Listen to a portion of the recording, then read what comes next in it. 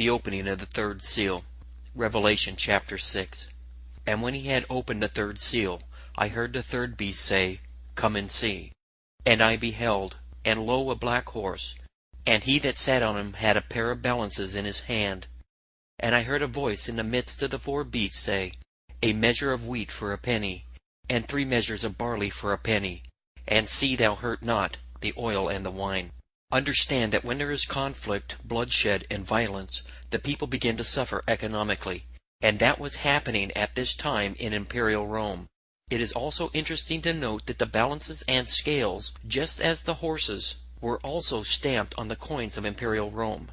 Now the items actually mentioned in verse 6, oil, wine, wheat, those were the items which the provincial governors collected the taxes on, which were passed on to Rome. Due to all the fighting and conflict, the taxes were increased and the burden of finance got heavier and heavier upon the people. The people were ground down and the economy suffered. Agriculture went into decline and the people were in the most terrible distress. The legions of armies were feeding and preying off the people.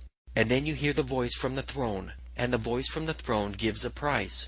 It says 3 measures of barley for a penny, and see thou hurt not the oil and the wine. The voice from the throne is the voice of he who sits there, Almighty God.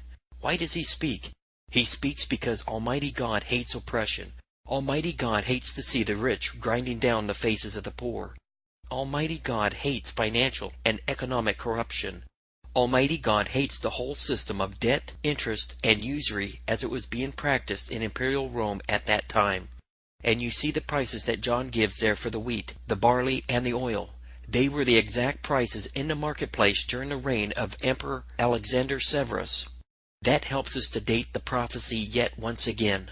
The Spirit of God pinpoints it exactly to the date. And you know it is well worth noting that when a nation goes into decline, as Imperial Rome did, certain things begin to happen. The people begin to lose their individual personal liberties and freedoms. There comes a breakdown in justice, law and order, and corruption and bribery come into the courts. There is increased taxation, inflation, economic poverty, and the oppression of the poor.